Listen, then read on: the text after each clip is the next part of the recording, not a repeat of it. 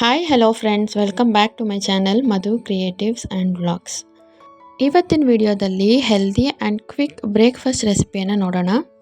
ಇದರ ಹೆಸರು ಬಂದು ಗ್ರೀನ್ ರೊಟ್ಟಿ ಅಥವಾ ಸೊಪ್ಪಿನ ರೊಟ್ಟಿ ಅಂತಲೂ ಕರಿಬೋದು. ನಾರ್ಮಲಿ ನಾವು ಸೊಪ್ಪುಗಳನ್ನ ಬಳಸಿ ಉಪ್ಪು ಸಾಂಬಾರು, ಮೊಸೊಪ್ಪು ಈ ರೀತಿ ಮಾಡ್ತಾ ಇರ್ತೀವಿ. ಬಟ್ ಬ್ರೇಕ್ಫಾಸ್ಟ್ಗೂ ಕೂಡ ಸೊಪ್ಪುಗಳನ್ನ ಬಳಸಿ ಈಸಿಯಾಗಿ ಹೆಲ್ದಿಯಾಗಿ ಮನೆಯಲ್ಲೇ ಹೇಗೆ ಮಾಡ್ಕೊಳ್ಳೋದು ನೋಡೋಣ. ನಾನಿಲ್ಲಿ ಈ ರೊಟ್ಟಿನ ಮಾಡೋದಕ್ಕೆ 3 ರೀತಿಯಾದ ಸೊಪ್ಪನ್ನ ತೊಗೊಂಡಿದ್ದೀನಿ. ಒಂದು ಪಾಲಕ್ ಸೊಪ್ಪು, ಮೆಂತ್ಯ ಸೊಪ್ಪು ಹಾಗೆ ಕೀರೆ ಸೊಪ್ಪು. ಈ 3 ಸೊಪ್ಪನ್ನ ಬಳಸಿ ಹೇಗೆ ಮಾಡೋದು ಅಂತ ನೋಡೋಣ. ಮೊದಲಿಗೆ ಎಲ್ಲ ಸೊಪ್ಪನ್ನು ನೀಟಾಗಿ ಬಿಡಿಸಿ ತೊಳೆದು ಎತ್ತಿಟ್ಕೊಂಡಿದ್ದೀನಿ. ಈ ರೆಸಿಪಿನ ಮಾಡೋದಕ್ಕೆ ಅಷ್ಟೊಂದು ತಲೆ ಕೆಡಿಸ್ಕೊಳ್ಬೇಕಾಗಿಲ್ಲ. ಹಿಂದಿನ ದಿನವೇ ಸೊಪ್ಪನ್ನ ಬಿಡಿಸಿ ಫ್ರಿಜ್ಜಲ್ಲಿ ಎತ್ತಿಟ್ಕೊಂಡ್ರೆ ಮಾರನೇ ದಿನ ಬೆಳಿಗ್ಗೆ ಬೇಗನೆ ಮಾಡ್ಕೊಂಡ್ಬಿಡ್ಬೋದು. ಮಕ್ಳಿಗಂತೂ ಈ ರೀತಿ ಮಾಡಿಕೊಟ್ರೆ ಅದನ್ನು ಸೊಪ್ಪನ್ನ ಹಾಕಿ ಮಾಡಿದ್ದಾರೆ ಅಂತ ಅವ್ರಿಗೆ ಗೊತ್ತೇ ಆಗಲ್ಲ. ಅಷ್ಟು ಟೇಸ್ಟಿಯಾಗಿರುತ್ತೆ. ಹಸಿ ಹಸಿ ಅಂತ ಅನಿಸೋದು ಇಲ್ಲ.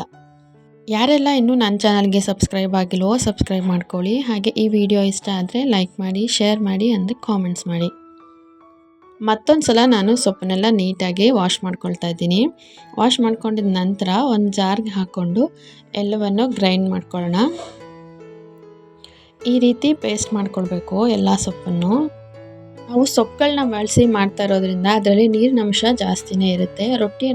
ಹಿಟ್ಟನ್ನು ಕಲಿಸ್ಕೊಳ್ಳುವಾಗ ನೀರನ್ನು ನೋಡಿ ಹಾಕ್ಕೊಳ್ಬೇಕು. ನೆಕ್ಸ್ಟ್ ನಾನು ಇದಕ್ಕೆ 1 ಕಪ್ ಆಗುವಷ್ಟು ಅಕ್ಕಿ ಹಿಟ್ಟು, 1 ಚಿಕ್ಕ ಕಪ್ ಆಗುವಷ್ಟು ಗೋಧಿ ಹಿಟ್ಟು, ಹಾಗೆ 1 ಕಪ್ ಆಗುವಷ್ಟು ರಾಗಿ ಹಿಟ್ಟು, ಈ 3 ಹಿಟ್ಟನ್ನು ಬಳಸಿದ್ದೀನಿ. ಮತ್ತು ರುಚಿಗೆ ತಕ್ಕಷ್ಟು ಉಪ್ಪನ್ನ ಹಾಕ್ಕೊಂಡು ರೊಟ್ಟಿ ಹಿಟ್ಟಿನ ಅದಕ್ಕೆ ಇದನ್ನು ನೀಟಾಗಿ ಕಲಿಸ್ಕೊಳ್ಬೇಕು. ನೀರು ಹಾಕ್ಕೊಳ್ಳೋವಾಗ ನೋಡಿಕೊಂಡು ಹಾಕ್ಕೊಳ್ಳಿ. ಜಾಸ್ತಿ ನೀರು ಹಾಕಿದ್ರೆ ತೆಳು ಆಗಿಬಿಡುತ್ತೆ.